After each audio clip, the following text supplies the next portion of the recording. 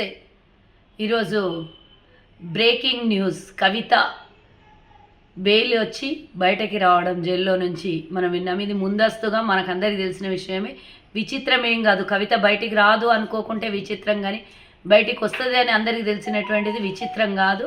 Already BRS BJP ఒప్పందాల ప్రకారమే కవిత బయటికి రావడం జరిగింది. ఇక మిగిలిందల్లా బీఆర్ఎస్ పార్టీ బీజేపీలో విలీనం కావడం. రెండవ విషయం ఏంటంటే, కవిత మరి బతుకమ్మ పండగ వస్తుంది కాబట్టి తండ్రికి పొద్దుపోతలేదు. కవితమ్మ ఆడబిడ్డలాగా చూసుకునే కవితమ్మ మాత్రమే బతుకమ్మ ఆడాలి కాబట్టి బిడ్డను బయటికి తెచ్చుకున్నాడు ఒప్పందాల ప్రకారం. ఒకటి, ఈరోజు బీజేపీ వాళ్ళని మేము ప్రశ్నిస్తున్నాం. కేజ్రీవాల్ ఇంకా జైల్లో నుంచి బయటికి రాడు, కవిత బయటికి వస్తుంది. సరే, ఏది ఏమైనా లిక్కర్ వ్యవహారంలో కవిత అరెస్ట్ కావడము, మనీ లాండరింగ్ విషయంలో కవిత అరెస్ట్ కావడం అన్నీ తెలిసినటువంటి విషయాలే. దీన్ని సెలబ్రేషన్స్ చేసుకుంటున్నటువంటి బీజేపీ వాళ్ళకి, బీఆర్ఎస్ వాళ్ళకి ఒక ప్రశ్న నది.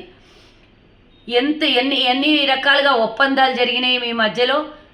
కాంగ్రెస్ పార్టీ గురించి మాట్లాడేటప్పుడు మీరిద్దరు ఒకటి అని 24 గంటలు మాట్లాడుతున్న బీజేపీ వాళ్ళు, బీఆర్ఎస్ వాళ్ళకి అడుగుతున్నాం. అసెంబ్లీ ఎన్నికల తర్వాత ఒప్పందం జరిగి పార్లమెంట్ ఎన్నికల్లో పూర్తి స్థాయిలో చంద్రముఖిగా మారి బీఆర్ఎస్ పార్టీ బీజేపీకి పనిచేసింది.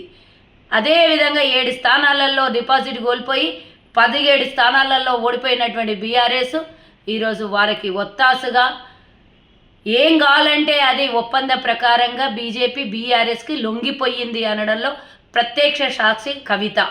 ఇక ముందు రాబోయే కాలంలో బీజేపీగా మారబోతున్న బీఆర్ఎస్.